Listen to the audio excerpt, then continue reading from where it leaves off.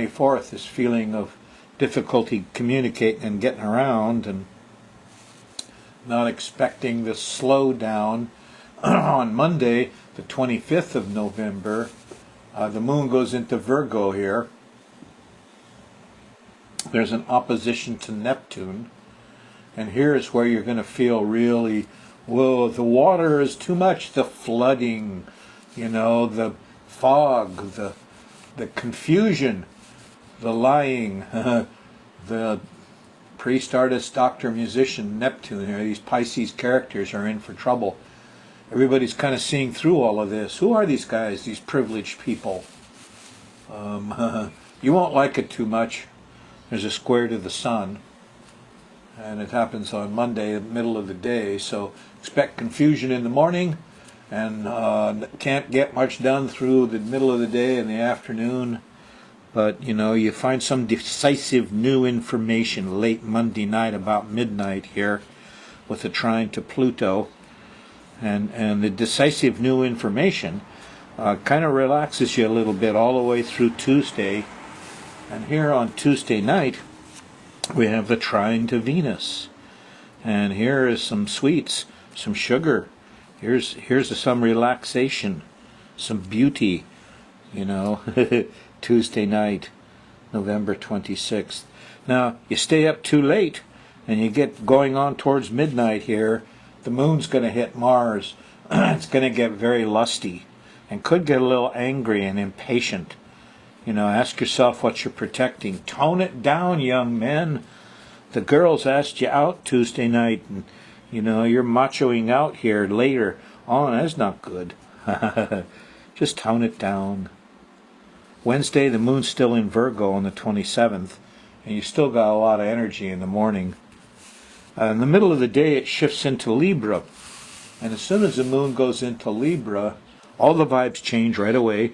There's a nice sextile to the sun Wednesday night. We got plans. We're going to get stuff done. But here's that nasty Uranus-Pluto square. And it's on Thursday still. And, the battery went dead, and I can't control things, and I suddenly feel alone and a little panicky. And, there you are Thursday morning.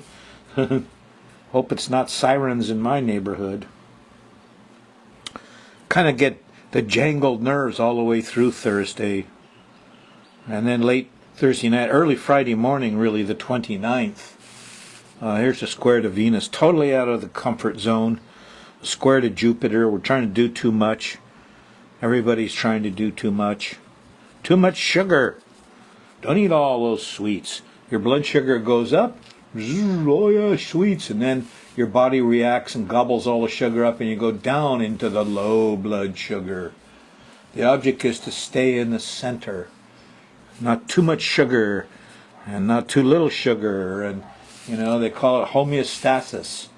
That you're trying to stay along this middle line, see? And, almost anything you do to excess, there's this kickback, isn't there? Where was I?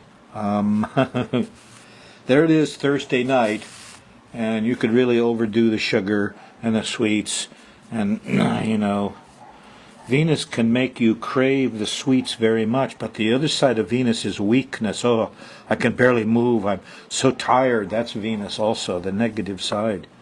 Venus has two faces, morning star, evening star.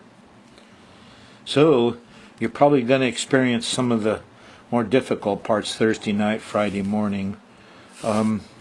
Late Friday after dinner, the moon shifts into Scorpio. There we are.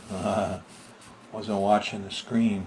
And as soon as the moon goes into Scorpio here, Neptune trine comes up. Art, music, clear vision. Gee, it was all foggy. Now I can see clearly. So a lot of that's going on here Friday night. It's a good time for music and inspiration. A little religion and art, Friday night, the 29th. The movies are good. Moon's still in Scorpio on Saturday, the 30th. It's going to start pretty well because the moon goes by the north node, and we're all feeling nurtured, and nurturing people and feeling nurtured is a very nice thing. and we're ready for it once the moon hits Saturn. Yep, it's Saturday night. It's actually Saturday in the middle of the day, in the afternoon, the moon goes by Saturn. Now you're either going to get scared and feel like you don't have enough, or you're going to get organized. And I think this is a good time to be organized because Saturn's sextiling Venus and Mars. And Jupiter is there helping too. I didn't draw it in, did I? Look at that. Huh. There's a nice trine from Jupiter to Saturn. And I just totally didn't see it. It's supposed to be the Republicans and Democrats all working together. Good judgment, huh? First you contract with Saturn, then the trine to Jupiter, and you expand, and you find the middle ground. And so a lot of this balance could be achieved as the moon goes by. Must be negotiations behind the doors here on Saturday the 30th. But I'm very optimistic, and you'll feel that way Sunday morning. Sunday morning here on the 11th.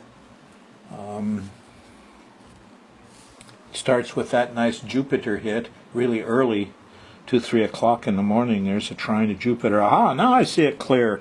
In the middle of the day in the afternoon, Mars is here and Mercury's here, and we're talking and moving and fixing things, and the kids are happy, and there's lots of sports here for some reason on Sunday, December 1st, huh? Well, I don't know why, but it's fun for the kids to go run around on. Have fun on Sunday. That's what it's all about. On Monday, the 2nd, along comes that new moon.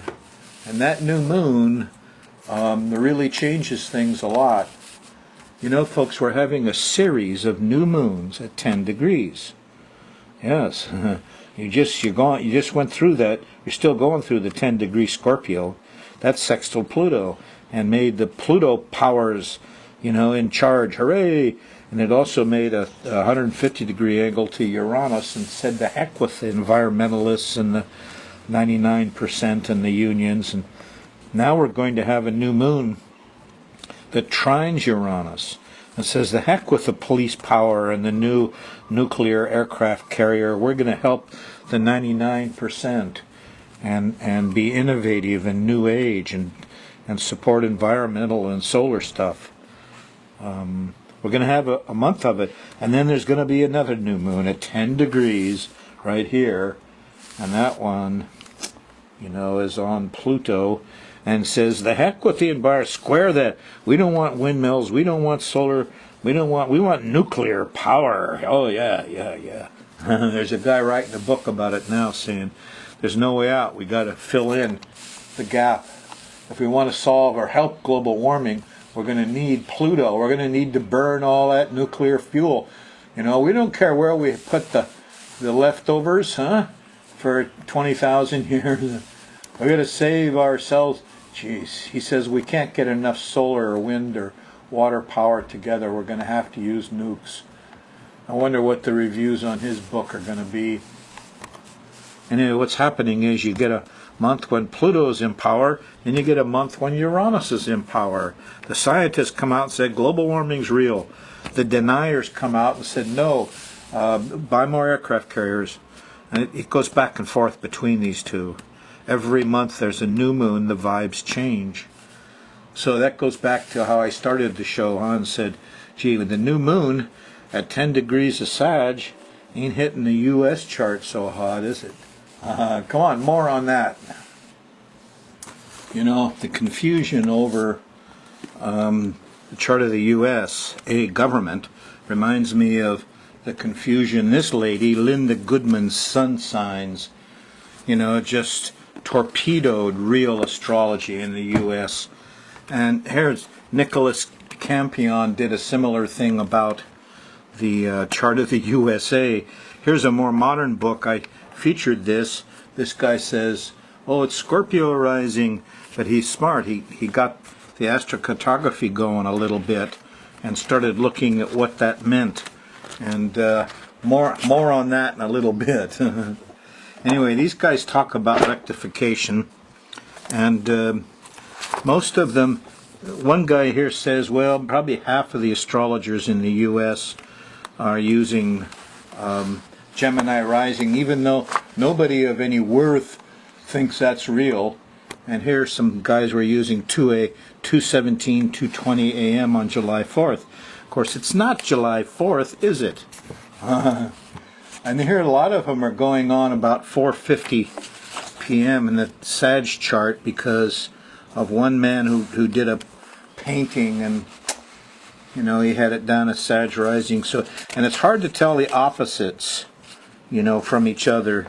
So like this one here is a classic, and here they got 12 Sag rising. Some people studied it, some Rosicrucians, and came back to 9 degrees of Gemini rising. Anyway, these guys all forget that in July in Philadelphia it's really hot and nobody does business then. They all go off and they come back, and when it's nice and cool they do a lot of business around midnight, and that's the way Ben was doing it. So I've got July 5th at 2 a.m. in the morning. It's when the last person signed. They got confused. Is it the last person that signed the declaration? Sure it is. It wasn't complete until then. A lot of guys signed it earlier. They came in groups. I've rectified a lot of personal charts. I always use progressions, and the progression of the angles are the important ones. Now here is a U.S. chart. I've adjusted this to what happened here on 9/11, and I expected there was going to be an enemy afoot, and there's the rising sign opposing us. Here's an enemy at 8:16 opposing the USA Uranus, the ruler of the 10th, at 8:59. Furthermore, when you look at progress charts, the progressed moon always tells you where the big worry is, and it's right on time.